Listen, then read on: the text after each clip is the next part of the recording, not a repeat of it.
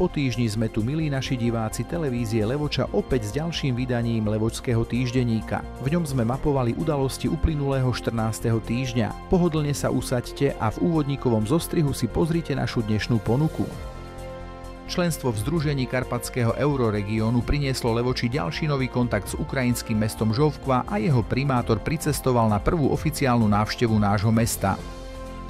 Aj napriek chladnému a zasneženému víkendu sa v Levoči minulú sobotu konalo podujatie Vítame jar tradične. Okrem malých folkloristov z Francisciho a tanečníkov zo základnej umeleckej školy na ňom nechýbali remeselníci, ktorí ponúkali i predvádzali výrobky s jarnou a veľkonočnou tématikou.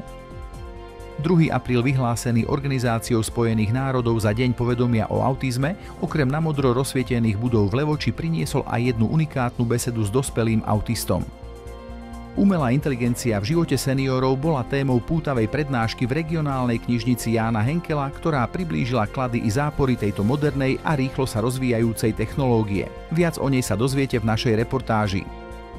Mladí hádzanári HK Slovan Levoča minulú sobotu v rámci Východoslovenskej ligy žiakov odohrali až 2 duely s družstvami starších a mladších žiakov ŠK Zemplín Trebišov. Prajeme nerušený signál a príjemné sledovanie.